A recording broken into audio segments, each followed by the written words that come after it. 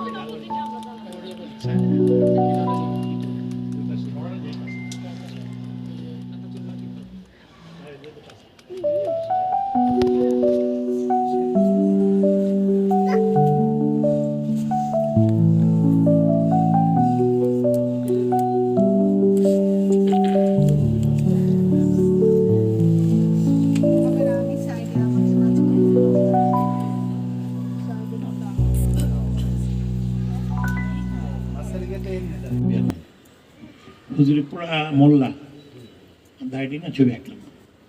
ছবি আঁকার পরে ওই সেদিন সন্ধ্যাবেলা আমার সে বিদেশি আসছিল একজন, বলে আই লাইক দিস মোল্লা, হাউ মাছ? আমি 5,000 টাকা। তখন আমাদের ধরো 20 বছর বাজে, সে 5,000 টাকা ছবিটা কিনলো। কেনার পরে আমি আমার বউকে সবাই চিনো, তুলি নাম না, চিনো না, ওকে 5,000 দিলাম যে আমাকে আর মাসে মাসে মৌলবীর টাকা না, এই টাকা তুমি ওটাতে কোরআন শরীফ খতম করো, যা করো এই টাকার উপরে দিয়ে দেবো আর কি। তো এইভাবে একটা মাঝে মাঝে একটা ড্রয়িংয়ে দেখো, একটা ড্রয়িং করে আমি তো তোমাকে ড্রয়িং করলে তাড়াতাড়ি হয়ে যায়, সুন্দর হয়, শেখাও হয়, প্লাস তুমি যদি মানে ড্রয়িং করা, যেমন জাপানে আমি অনেক টেকনিক শিখি, জাপানে তো টেকনিশিয়ান বেশি, কাজের থেকে টেকনিক ভালো ওদের, যার জন্য দেখো পৃথিবীতে জাপানে কিন্তু কোনো নাম করা আর্টিস্ট নাই, তার টেকনিক দেখে ওরা। মানে আমি তো এখন বলতে পারি তা আপনি জাপানে গেলেন কেন? আমি জাপানে গেছি বিকজ স্কলারশিপ পাইসের জন্য গেছি।